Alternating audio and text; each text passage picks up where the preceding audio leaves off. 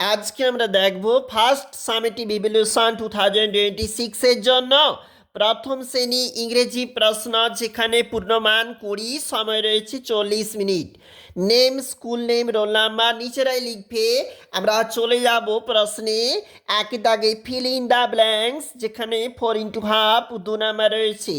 Two little hands to clap clap clap, two little legs to tap tap tap, two little eyes are open wide, one little head goes side to side। Match A column এবং B কলামের মধ্যে match 2 number বলেছে। প্রথমে একটা toothpaste এবং সেখানে কিন্তু ব্রাশের যে ছবি রয়েছে এই ছবিটার সঙ্গে ম্যাচ হচ্ছে।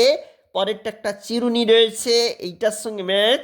তারপর একটা ট্যাপ রয়েছে, এই মুখ ধোয়ার সাথেই যে ম্যাচ। ড্রেস জামা কাপড় রয়েছে, এদের সঙ্গে ম্যাচ।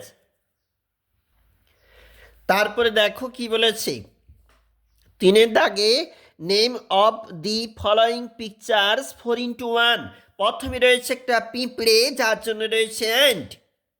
বি দাগে একটা গাছ রয়েছে, লিখেছি ট্রি। এবং সি দাগে একটা ঘড়ি রয়েছে, হাত ঘড়ি, এবং রয়েছে ওয়াচ। এবং পরেরটা একটা গাধা রয়েছে, যার জন্য রয়েছে অ্যাস। তারপর দেখো এই ছবিটাতে এখানে কিন্তু একটা ঘোড়া রয়েছে, যার জন্য আমরা HORSE করে দিলাম। চলে যাব পরের যে প্রশ্ন রয়েছে এই দিকটাতে। পরের প্রশ্ন, write the name of any 4 colours 4x1 4 marks.